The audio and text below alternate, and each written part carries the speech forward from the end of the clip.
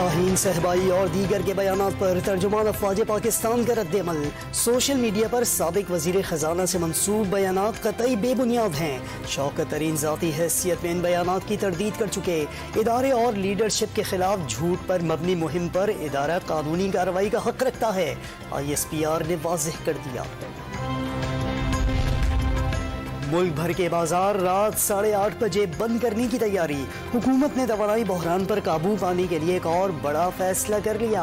वजीर आजम की ज़ेर सदारत कौमी इक्तिसादी काउंसिल के इजलास में हम उमूर पर सोच विचार। सूबे फैसलों पर अमल करेंगे या नहीं। सिंध, पंजाब और बलूचिस्तान हुकूमतों ने ताजिर बिरादरी से मुशावरत के लिए 2 दिन की मोहलत मांग ली।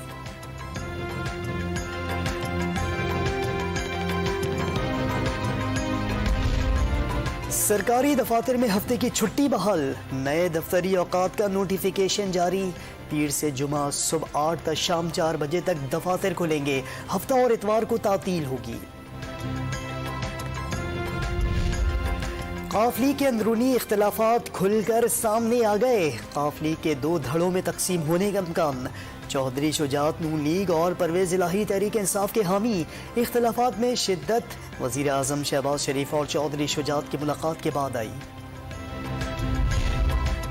NA 240 के ज़िमनी इंतखाब में JUIF का उम्मीदवार MQM की हिमायत में दस्तबरदार।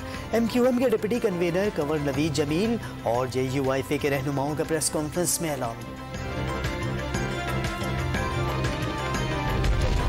महकमा खुराक पंजाब ने फ्लावर मिल्स के सामने घुटने टेक दिए।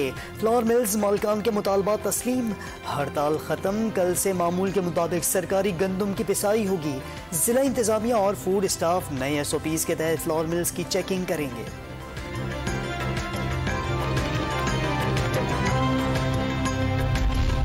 और BJP की तर्जुमान ने गुस्साखाना बयान पार्टी की मर्जी से दिया। भारतीय अदाकार नसीरुद्दीन शाह का इंकशाफ। नरेंद्र मोदी से भारत भर में फैलते जहर को रोकने के इक़दामात का मुतालबा।